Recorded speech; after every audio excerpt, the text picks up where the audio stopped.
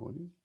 Okay, so the idea about matzahs, we know that the matzah plate, that is the way we make the kaira, which we call the matzah plate. We know that that matzah plate has got three matzahs in it. We place down three matzahs, and we place down three matzahs as our seder plate, and we put the objects that we're going to use in the seder. We place them on top of the kaira plate, and we assemble them in a specific order, the way we're going to, and in fact, in a chronological way that we're going to use them, the different items on the seder plate. But interestingly, we have, as I said, we have the three matzahs, and we have three matzahs specifically because the halacha tells us that when we're going to use the matzahs, we're going to use them in specific ways, and because we're going to use them in those specific ways, we have them there. It is somewhat different from our regular Shabbos and Yom Tov. Shabbos and Yom Tov, we have two matzahs normally. We have the two matzahs on a Shabbos, and normally we talk about that. That's normally a reminder about the acts on Shabbos or Yom Tov of in particular in case of Shabbos and Zohar, the way the Ten Commandments, the words in the Ten Commandments are relating to Shabbos. It says Shomer is a Shabbos and Zohar is a Shabbos, and the two versions of the Aseret Sedibos of the Ten Commandments. One's in one of them, the Shabbos is written with the word Zohar as a Shabbos, and the same thing. But in the other place in the Torah where it's written, it says Shomer is a Shabbos. You shall guard the Shabbos. So that's why we have. But because of that, we have two, and that's what we call the Lechem Mishnah on Shabbos, as well as on a Yom Tov meal we have a second matzahs. So uniquely for Pesach, we add a third matzah. So what is the secret of that third matzah? So according to the halacha, according to the rules, the reason why we have it is because, as we recall in the Seder Haggadah, that we want to have a matzah that is described as the verse describes it. The verse describes that because we were under servitude at the time of Egypt, we had matza, which was poor man's matzah, poor man bread.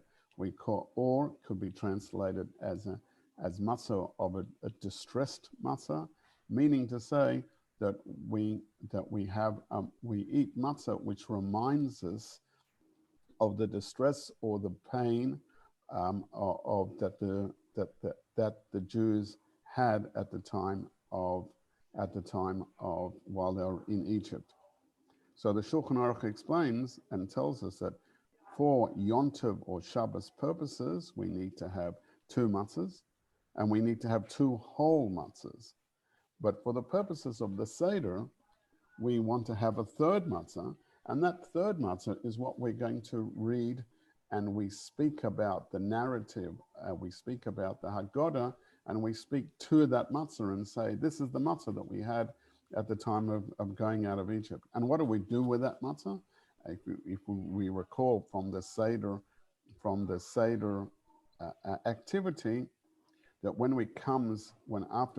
after we've made the Kiddush, we take the middle matzah and we split it into two. And then we take the smaller of the two matzahs, and we utilize that. We take the larger of the matzah and we put it away for the afikomen. We put it away for the last part of the meal because we're going to eat that bigger portion at the time of the afikomen, which is the last taste, the last physical taste of the matzah that we're going to eat in our mouths, in remembrance of the korban of the korban Pesach, which was the last thing that was eaten at the Haggadah meal at the time of the temple. Now the smaller matzah, we keep the smaller matzah because this is the lechem oni, the bread of affliction, as I said before, or as sometimes just called, the poor man's bread. And it's called the poor man's bread, and because the Jews at the time of in the times of Egypt were under the slavery conditions, they were the poor person, and we fulfill the key requirement of speaking about the matzah in reference to that smaller matzah. So we start off the kaira at the beginning at the beginning when we set things up with 3 full matzahs. We make the kiddush. We then start the magid section. When we come to we come to the yachat section. We split the matzah, and then we put the afikomen away as we just described, and with that we have a broken matzah so that we can speak about the Haggadah. We speak the story, and we fulfill the verse which says Higadata Lavincha. We speak about Higadata Lavincha. You shall teach your children about the narrative about what happened in Egypt. And again, so repeating, and then right at the end, we fulfill the part of eating the last part of that second matzah. We use it as the afikomen, as the last end, to remind us of the Korban Pesach. So that's the description of what we do. But it's an interesting question. Why is it that we do it that way? What is actually the significance of taking the middle matzah and breaking it into 2 and taking the smaller one? Well, we've just spoken to the idea of why we take the smaller one, because that's inherent in the idea of the lechem oni, the poor man's bread, in that as described, poor man, it says in our commentaries, a poor man never knows where his next meal is coming from. He doesn't have the wherewithal to make anything more than just a bread made out of water and flour, and he's so under the distress and servitude of his masters that he doesn't even have time.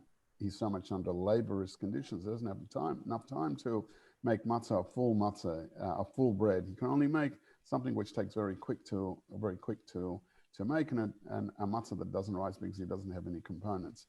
That's the idea of the poor man's bread. That's the idea of that this is something relative to the poor man. But why do we specifically do it that way? And why specifically do we take the middle matzah? So in tradition, we since we have 3 matzahs, those 3 matzahs are actually given names. They are given the names of our forefathers. Where they're given the name of Avram, Yitzchak, and Yaakov. They're also called Kohen Levi Yisrael as matzahs. So again, so we ask the question, what is this association? What's the significance of the middle matzah? Why the middle one? We've explained the idea of the broken idea of why we speak and do things with the kaira, with the 3 matzahs. We've spoken about why we need to have 2 plus 1, i.e. 3. So we have 2. So we have 2.5. When we come to actually do the mitzvah of eating matzah, which is the end of speaking of the narrative, the end of the magid, and we're going to come to fulfill the mitzvah of eating matzah. So we try to hold all when we say the bracha, when we say the first bracha, we hold all 3, and then when we speak about when we make the bracha on matzah, then we let go of 1, so that we're only holding the 1.5. Okay, so we're going to use it at that point. But why specifically the middle matzah? And why? So why is yachatz done with this specific matter? And what's the significance in the seder? Because the seder, by virtue of its name, is an organized pattern. Why do we do it in these two halves, in those specific stages, right, to relate to this middle matzah? So to understand that, to get an answer to that idea, we have to delve in the idea of really what's the ultimate purpose. What was the ultimate purpose for the Jews to be redeemed out of Egypt? The verse actually gives us an answer to that. Hashem tells us that I took you out of Egypt in order that you'll be able to serve on the mountain. That is, that the Jewish people should be able to receive Hashem's Torah and to be able to do His mitzvahs. So ultimately the purpose, the ultimate purpose why the Jews were taken out of Egypt was so that they would be able to receive the Torah, and that is and at Har Sinai, and that is the festival which we call Shavuos. So the ultimate purpose of the Exodus, the ultimate purpose of the Pesach service, is to come to the culmination of the Shavuos service, to come to receive the Torah in Shavuos. And this is already in Hashem's plan from beforehand. When Hashem first addresses Moses at the burning bush, Hashem when Moshe approaches the burning bush, and he comes to investigate what is this burning bush that doesn't get consumed, and Hashem starts to have a dialogue with him at that time. Hashem, in his requirements of Moshe, tells him that I'm going to take out these people. I'm going to take out the Jewish people, and they will worship Hashem on this mountain, meaning on this mountain. And as our sages tell us, that when Hashem said on this mountain, He meant exactly the spot where Moshe Rabbeinu was standing at that Har Sinai, where the burning bush was, and that the start of the Exodus process had actually started at that time when Hashem asked Moshe Rabbeinu to take out the Jewish, and from the beginning, the Exodus had the end point motivation that the Jews will come back to this particular spot, and they will receive the Torah, and and then from this they will have the Jewish constitution, which allows them to serve God. So therefore, it means that the ultimate purpose of the seder is a celebration of Har Sinai, is the celebration of Shavuos, or a preparation to Shavuos. Therefore, all the steps of the seder themselves have a connection and a parallel in Torah, and this is especially true to the middle matzah, because this middle matzah is the main player in this in the narrative of the going out of Egypt. We're saying the whole Haggadah service, the whole Haggadah story, the whole Haggadah narrative about to and about this matzah. We're saying it to this matzah, and we're saying it about this matzah, that this is the matzah, the poor man's bread that we have. So in that context, it must mean that the two stages that the middle matzah goes through in some way parallels the Torah that has been transmitted to us. So how do we understand that? There's something in the Talmud which tells us a teaching about one of the famous rabbis of the Talmud, Rabbi Yochanan ben Zakkai, that it says that he did not neglect to study the Torah, and he studied Dover Godel, Dover Cotton, translated. What's that means? He studied all the matters, the great matters, and he studied all the small matters. That's a bit of a cryptic description. Right?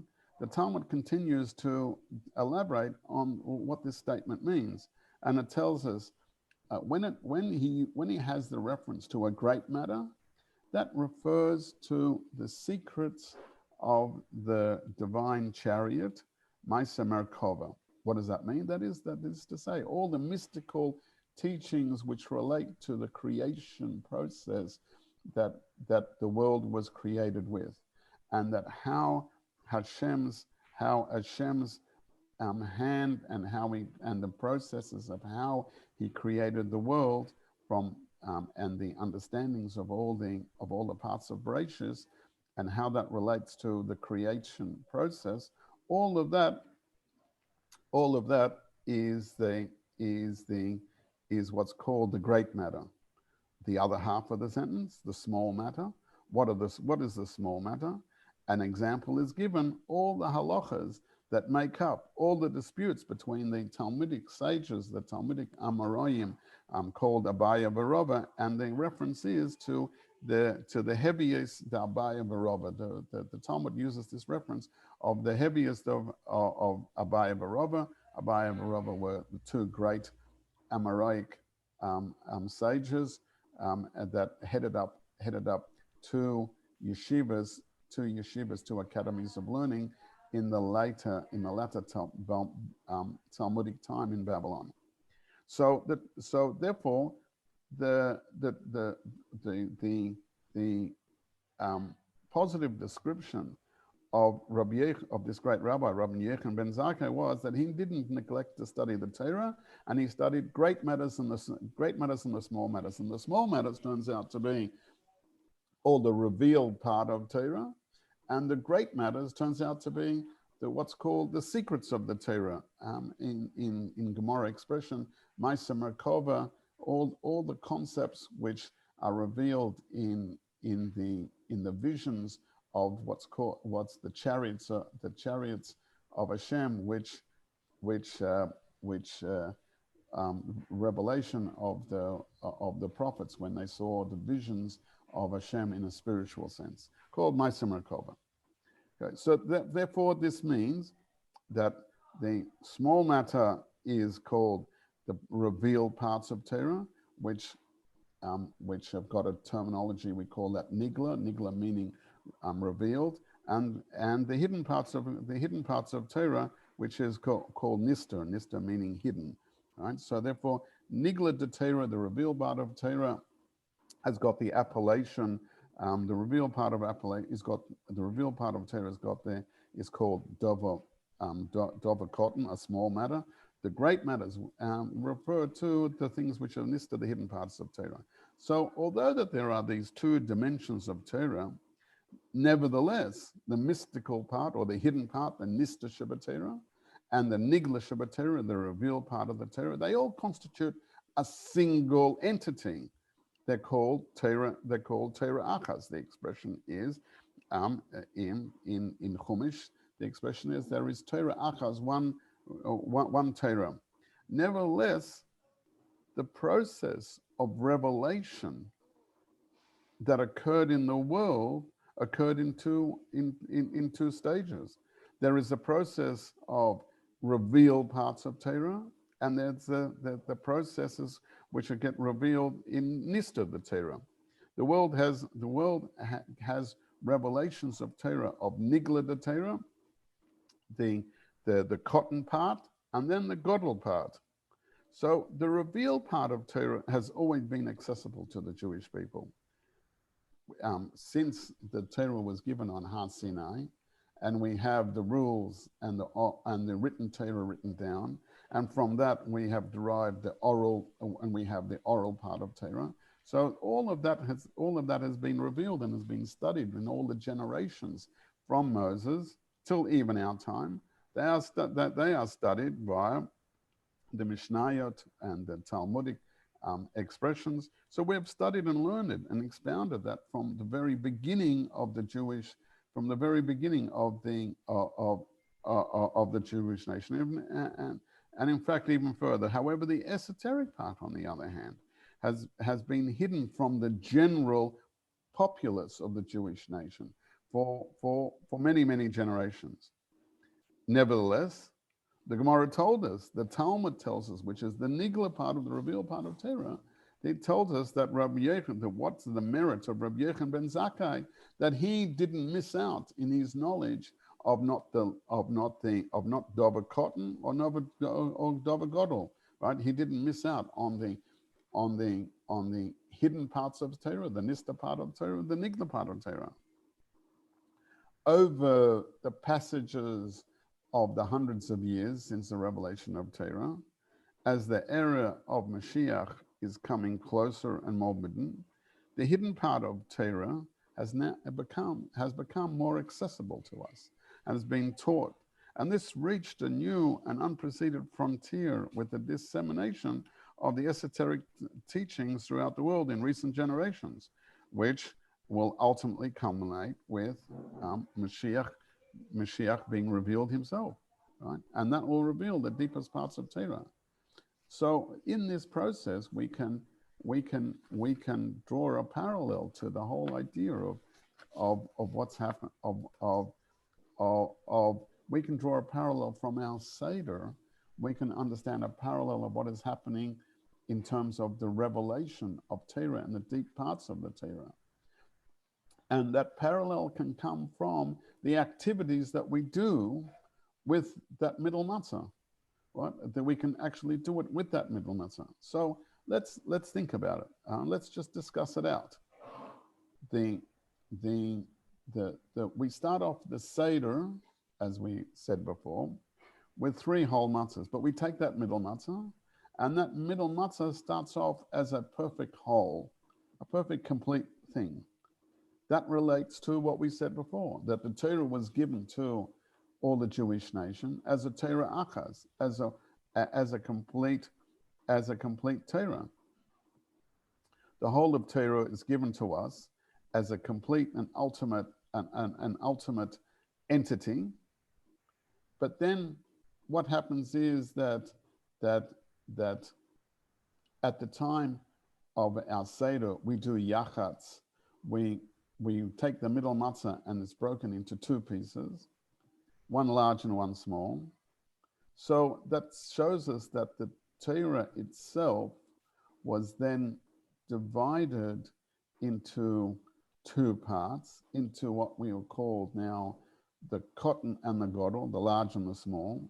That is to say, the revealed parts of Torah, and then the nista, the hidden parts of Torah. So the part which is called the cotton was revealed to all of Israel through the Torah, through Har Sinai, through the information that Moshe Rabbeinu gave to all the Bnei Yisrael, but the nista part of Torah, the mystical, the hidden parts of Torah, that was separated out. It was still given, but it was hidden. The smaller, so in our seder, when we speak about the miracles of what's happened and the entire narrative of the Haggadah, when we go through the Maggid section, the smaller half is revealed, and at different times in the Seder, we reveal the matzahs, we hide the matzah, we reveal the matzah, but basically the matzah is revealed.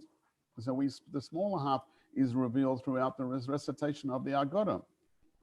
And eventually, at the time when we do the mitzvah of eating the matzah, right? When we say the bracha of matza lechem min haaretz, and then we say the bracha on the matzah, right? And the achilas matzah, and then we take a piece from the top matzah, and then we take a piece from that small piece that we've been speaking about, the matzah, right? We then now consume it. That is to say, we're internalizing it.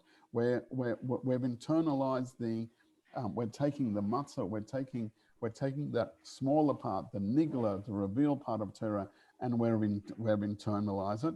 But the bigger half, right, is still being hidden.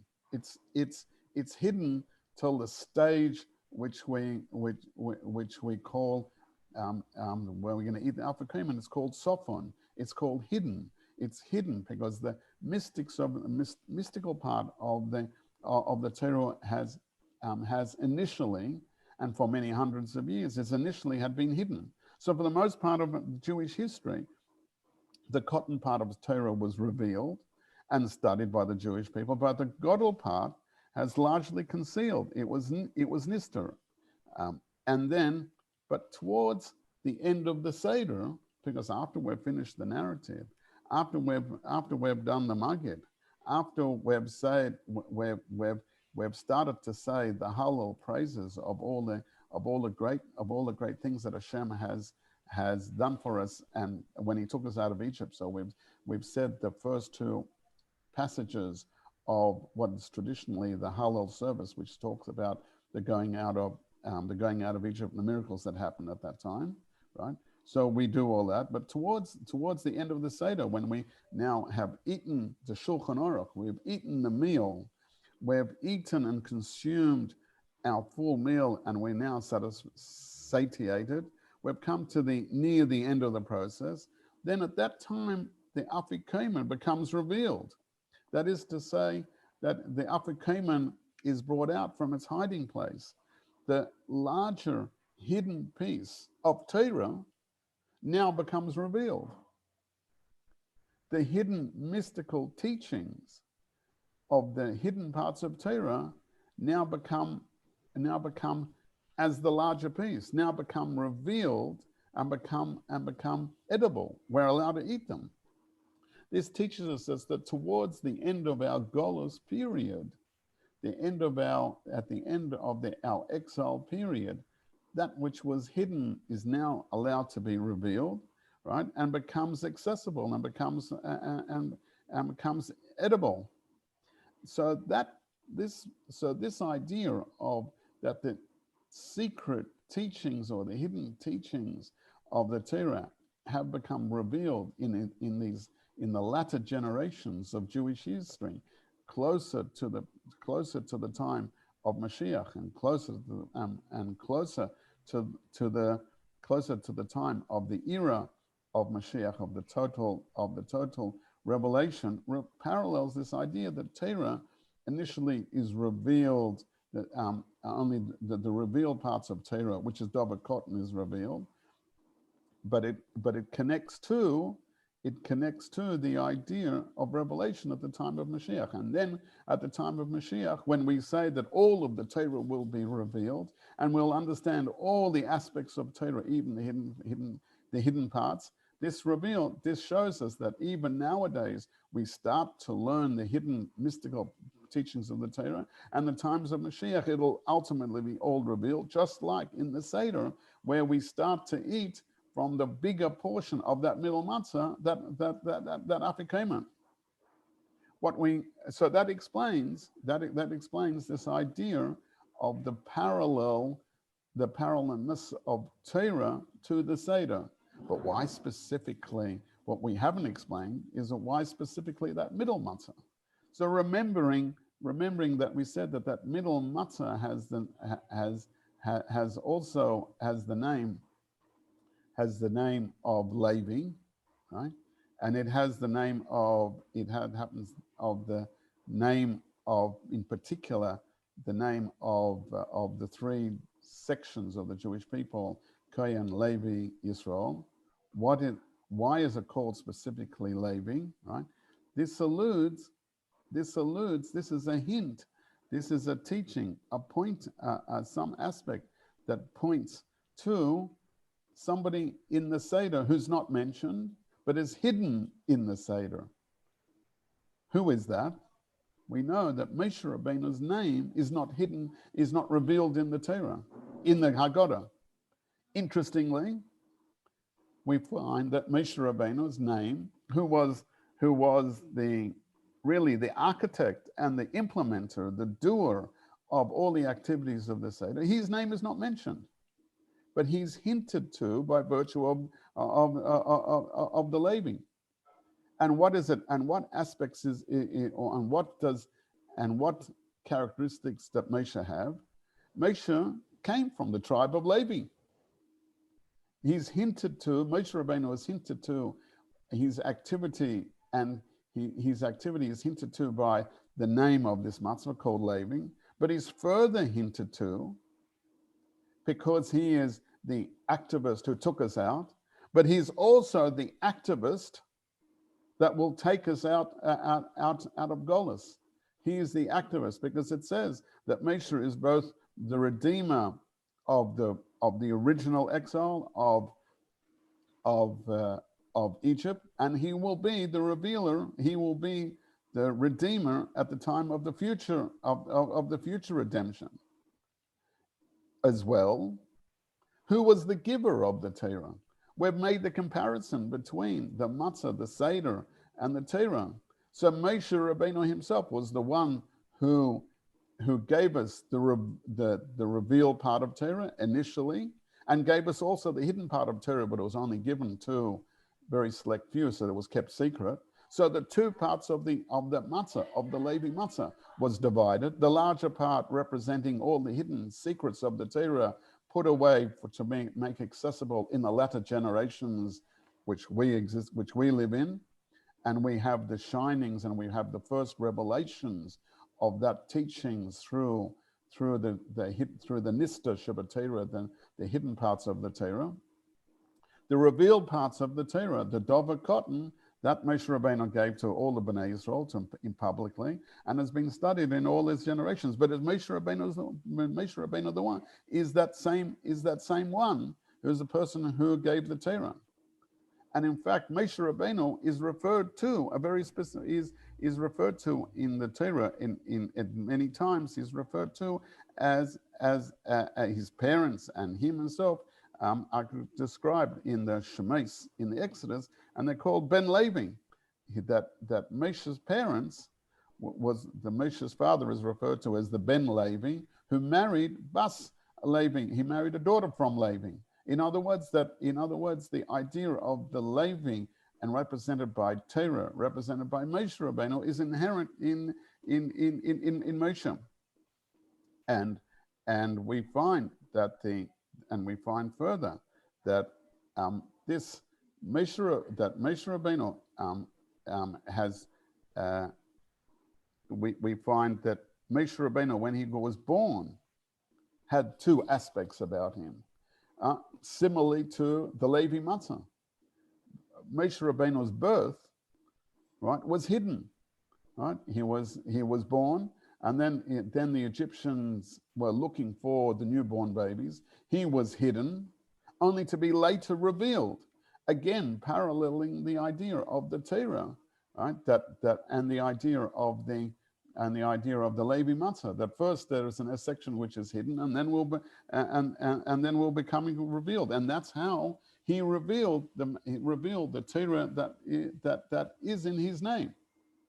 So we now have this idea. We now have this understanding. We now have this viewpoint of why specifically the Yachatz section, the splitting of the two, has to be done with the Levi Matzah. And the deeper significance of the two aspects is because the Seder reveals, right, the eventual redemption, which relates to the hidden parts of Torah. Because post eating the afikomen, after we've revealed the afikomen, and we now have eaten the afikomen, the rest of the Haggadah speaks about the next part of the hallel, which we introduced pre-eating the matzah. Now we continue with the hallel, which is post eating the matzah. That hallel all speaks about future redemption.